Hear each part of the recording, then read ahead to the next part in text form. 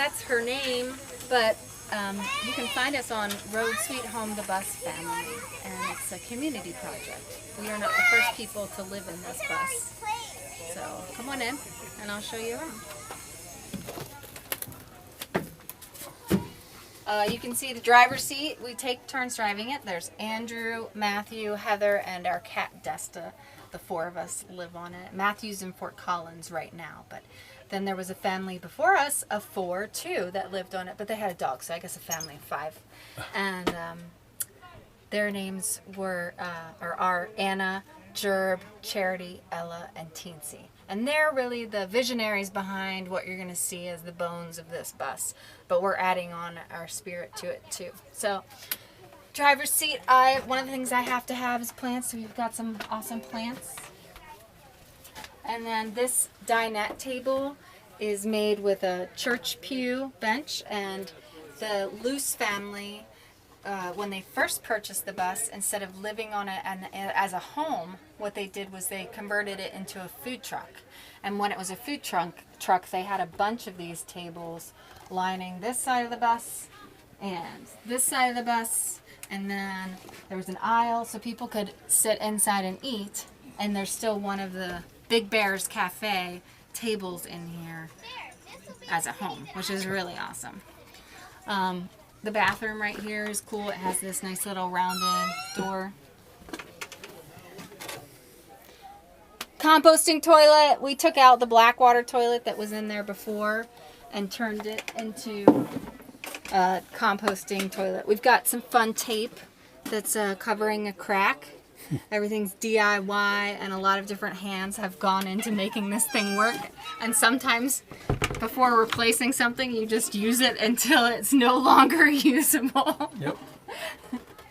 And then if you come in further, we've got the kitchenette.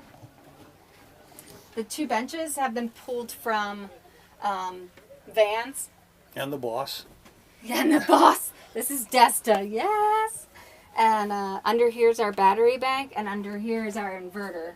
So that's storage is important, and that's what we have stored there.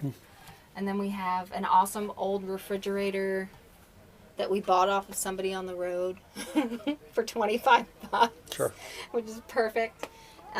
This like vintage propane cooktop and oven, which is amazing. We love that. We love having that convenience. Stainless steel countertops that were repurposed from when it was Big Bear's Cafe, and a stainless steel sink. Those are wonderful.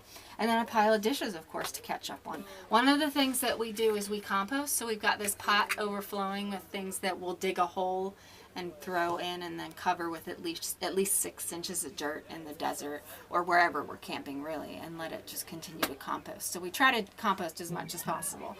And then again, I love plants. So we do have some plants up here. Unfortunately, we hit a freeze in Carson City, so I lost a couple of plants, but a lot of them are still going, and we've been trying to decide on what to replace some of the ones that didn't make it with, and we just haven't decided yet. But if you're going to go grow plants inside, my biggest complication with growing edible plants has been aphid infestations. So I need to get some ladybugs or praying mantis to live on the bus with us, and being out in the desert, I haven't been able to find that available.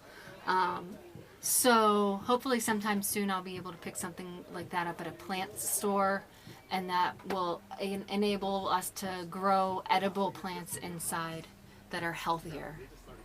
And then this deer head, which I just rehung, is an incredible addition to the bus since we moved on.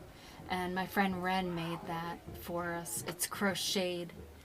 And you can find her artwork online if you look at Unraveling Revelry. She's just like, she'll blow your mind with the stuff she can make with yarn. And she's recently started to get into developing like Renaissance costumes. Like, yeah. Which is amazing. So we store our cat box here it works out for us. But Desta is an inside-outside cat. Always has been ever since I took her in about 8 years ago.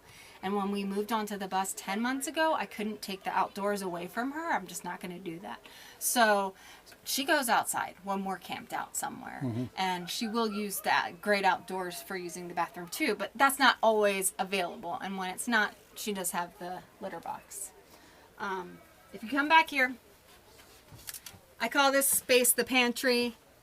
Like I said, the bones, the vision behind turning this into a home, the Luce family really did it. So this is something that they built, and I have found it incredibly useful to have all of these shelves to store food, you know, crock pot, all kinds of extra things get stored here. And then we have all kinds of little weird organizational tools that you probably are seeing on a lot of buses, just to get things up off the floor and as much as possible.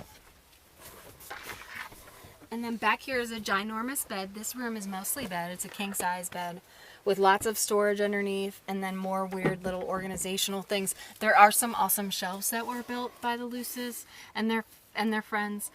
My brother Matthew, who I mentioned earlier, did help with some of the build, but they've got friends who helped with, like BJ Kenny, helped with the solar panels that you can see from outside because he's an electrician. They just have a lot of friends with a lot of knowledge that were able to help with the build.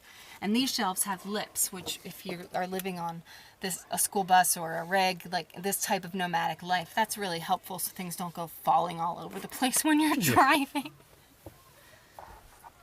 And then for this tiny little hallway, this is interesting. I wanted a rug because the floor, if you take a look at it, it's just metal floor. Which can get pretty cold, as you can imagine. So we do have all these throw rugs, and I bought a rag rug and cut it down the middle long ways, and a friend with a sewing machine did the edging for us so that it wouldn't just fray apart. But it worked out perfectly for this tiny, narrow hallway. And in here is the storage room right now, but this used to be the kids' room. And I still think of this as their bus, too. I kind of think of it as all of our bus. This is where they used to keep all their schoolwork, clothes, all that. Charity and Ella utilized this room. The wheel well was never really covered with anything. So I recently just picked up this square of carpet that we're going to fix somehow to this area. And make it more slip resistant, but I want to draw attention to it because I don't want you to slip when we go up top. Yeah. So be careful. And then there's these awesome stairs that have storage underneath. If you come up, there's another bedroom and then deck access.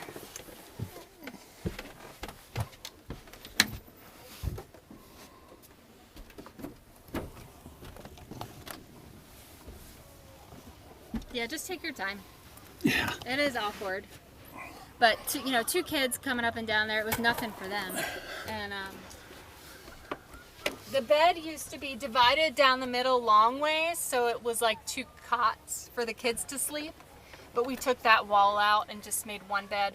And we're going to work on fixing this up a little bit more up here. Eventually we'll put some curtains up. And I want to try to do something with the roof material. So if anybody has any ideas, feel free to let me know. Right. I love the yarn weird mending that Charity and Ella did. I love that. So I kind of want to preserve that in some way, maybe cut some of it away, but keep it intact and frame it and give it to them as gifts, or maybe even hang some of it on the wall in here and give them some as gift.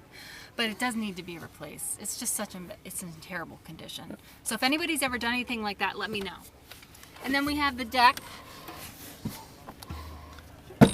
which is great for doing yoga, having morning coffee, sunsets, sunrises, listening to music, it's so great. And these are Matthew's stilts, if anybody's wondering. He does gutter work when you see this video. He's not with us physically right now, but he's present, that's for sure.